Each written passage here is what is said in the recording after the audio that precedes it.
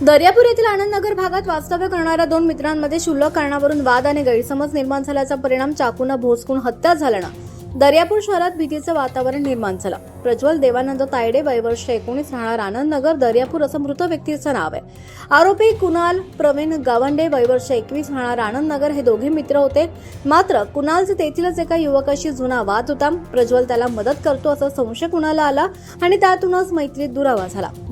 मृत प्रज्वल हा अमरावती येथे नर्सिंगचं शिक्षण घेत होता। आज सकाळी 11:30 वाजता प्रज्वलच्या घरात कोणी नसल्याचं बघून कुणालनं त्याच्या घरात प्रवेश केला। दोघांमध्ये वाद झाले आणि कुणालनं आपल्या जवळच्या चाकूने त्याच्यावर वार केले।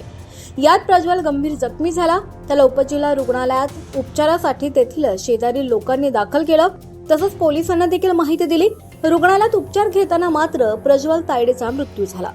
घटनेच्या वेळी घरात कोणीही नसून प्रज्वलचे आईवडील एका लग्न समारंभासाठी गेले होते। पण घटनेची माहिती मिळताच ते तातडीने तिथे आले। यावेळी उपजिल्हा रुग्णालयात परिसरातील नागरिक आणि नातेवाईकांचीही गर्दी झाली होती। आरोपी कुणाल गावंडे हत्या करून पसार झाला होता।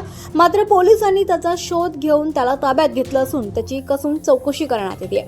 मृत प्रज्वल याला एक भाऊ, आई वडील, आजोबा असा परिवार आहे। अमरावती येथील फॉरेन्सिक तज्ञांची टीम दर्यापूरमध्ये दाखल झाली आहे। दर्यापूर पोलिसांनी आरोपीला ताब्यात घेतला आणि पुढील चौकशी पोलीस करतात।